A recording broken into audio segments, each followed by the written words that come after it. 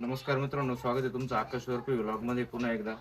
तर आपण आज बोकडांचं नियोजन तुम्हाला सांगणार आहे मित्रांनो.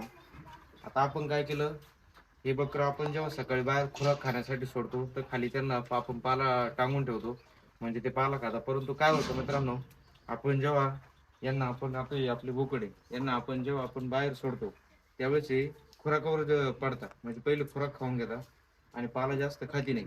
मग आपण काय करतो, त्यांना आतमध्ये कोंडल्याच्या नंतर कमीत कमी 1-1.5 तास त्यांना आराम करून देतो. आणि त्याच्यानंतर तुम्ही बघू शकता, आता आपण पाला टांगलेला आहे तर सगळे बकरं आता पाला खायला तुटून पडलेले बघा.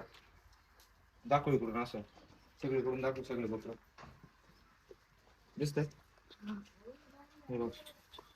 ते अशी मस्त पैकी पाला. तर पाला टाकताना काय करायचं मित्रांनो, पाल्यामध्ये 2-3 प्रकारचा पाला घ्यायचा आपण. बघा आता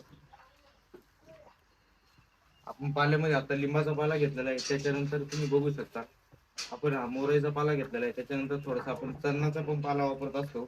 असं वेगवेगळं दररोज एकच पाला चारायचा नाही. त्याने काय होतं, त्यांचं रुटीन जरा व्यवस्थित राहतं, शरीराची पचनशक्ती जरा व्यवस्थित राहते. आणि हे असं आपलं हाय मित्रांनो, बघू शकता तुम्ही. याच्यामध्ये तुम्हाला काय वाटतं, अजून काय बदल करायला पाहिजे मला कमेंट करून नक्की सांगा. तरी छोटं पात्र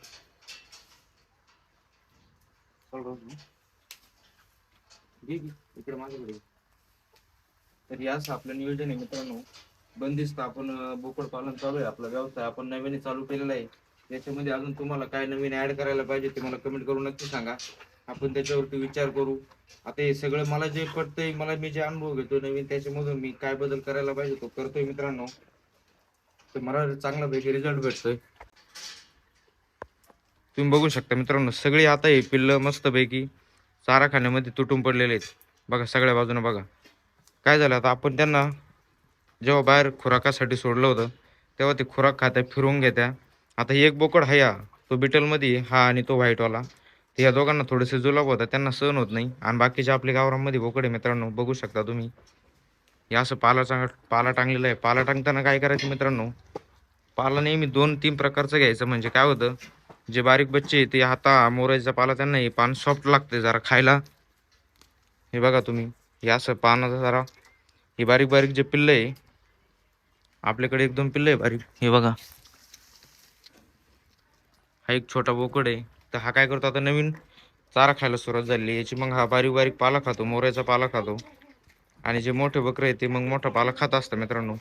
तर असं आपलं नियोजन चालू आहे, बघू शकता तुम्ही. हा आपला घरचा बोकड आहे मित्रांनो. कोणाला जर बोकड वगैरे पाहिजे असेल तर आपल्याला नक्की कमेंट करा, तुम्हाला व्यवस्थित व्यवहार करून दिला जाईल.